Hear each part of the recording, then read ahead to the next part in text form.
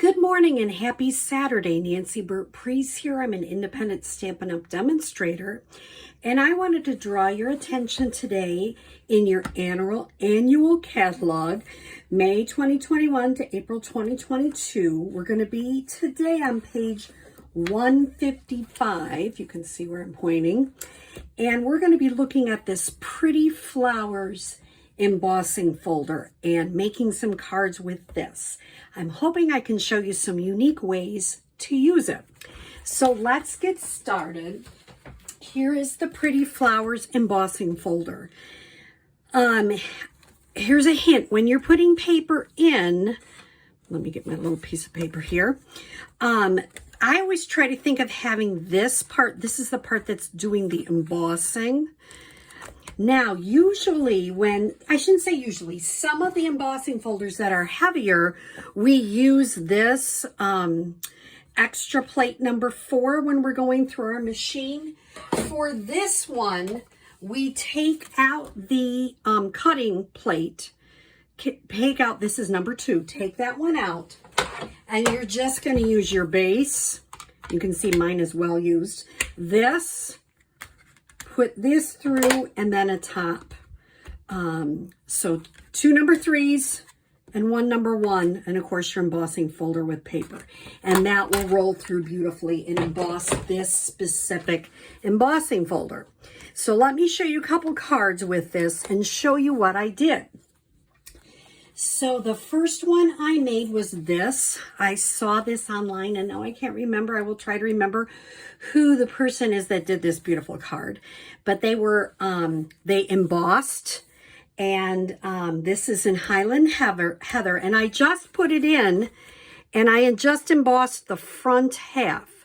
So when I put it in the folder, I put it in like that so that this part didn't get embossed, and ran it through. This is just a white edge from the circles framelits. This one actually comes from the hand-penned, I'm having trouble this morning, hand-penned flowers dies. And it's this little scallop guy, which I really like. And I did that in soft seafoam. This is that beautiful Highland Heather kind of glimmer ribbon that's in the annual catalog. Then I took a piece of scrap white. I stamped, get the image, this image, punched it out with one of the dies, and then I colored it with blends just to be a little bit different. I stamped congratulations, which is from the hand-penned petals, and just pop that up. So that's a kind of a simple card, but it's really, really a neat card to give to someone.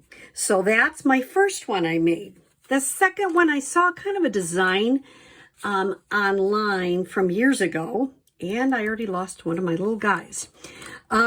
These are the squares. There's actually a third one here. Must be sticking to something. I don't know about you, but it's really sticky here today in New York.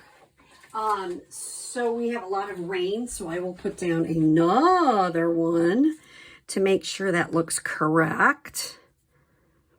There we go. So I started with Bumblebee, which is 5.5 by 8.5, scored at 4 1/4.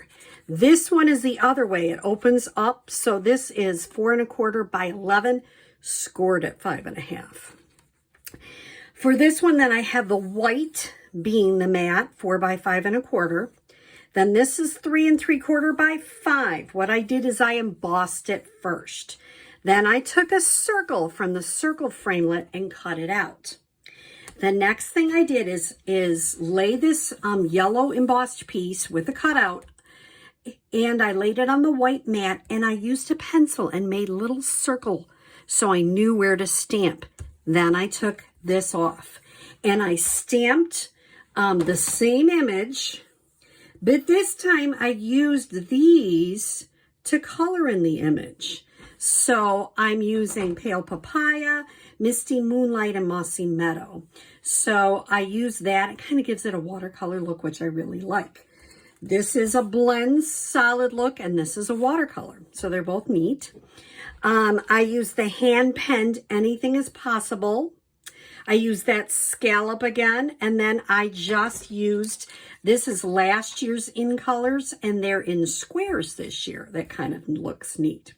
The last thing I did is I popped this, I had it flat, it just didn't show the inside as well, so I popped it up with lots of dimensionals, so it's popped up and kind of showing that special part there.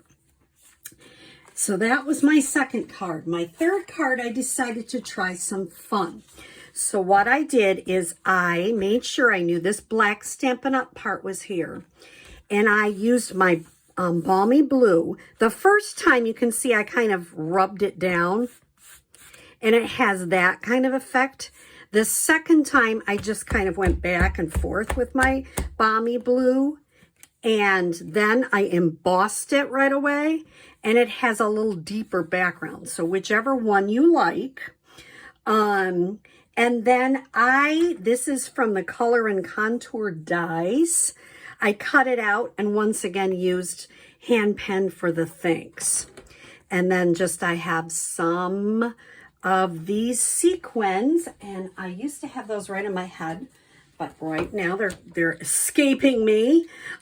So let me look and see if I can find who those sequins are, what the name of them are. Oh, they are the Artistry Bloom sequins on page 143.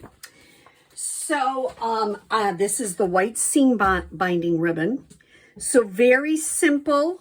I can make another card with this one and just put something over there. So you can just emboss it regularly.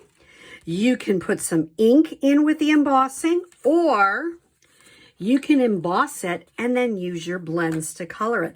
This one I know I saw with Patty's Stamps, and she came up with this idea, which I thought was such a great one. And I just kind of varied the colors than what she had, but I thought it was a great idea to just use your blends. I have Fresh Freesia, which is this ribbon, the Polished Pink, Soft Succulent, and the Balmy Blue. So I just took a few minutes. I love to color, so that's kind of a fun thing for me. This is once again 5.5 by 8.5 scored by 4 1/4. This white piece is 4 by 5 1/4. And I just put Just Because on there. So some different cards you can make with this embossing folder. So this is a fun one because it gives you these wonderful raised images that you can do so much with. So I hope you've enjoyed today's video. I will do another live probably at the end of July. It seems like every Saturday I have something going on in the morning, so I haven't been able to do a live, but I do hope to get back in to try a live and maybe even get it oriented correctly. You never know. So I hope you have a happy Saturday. Thank you.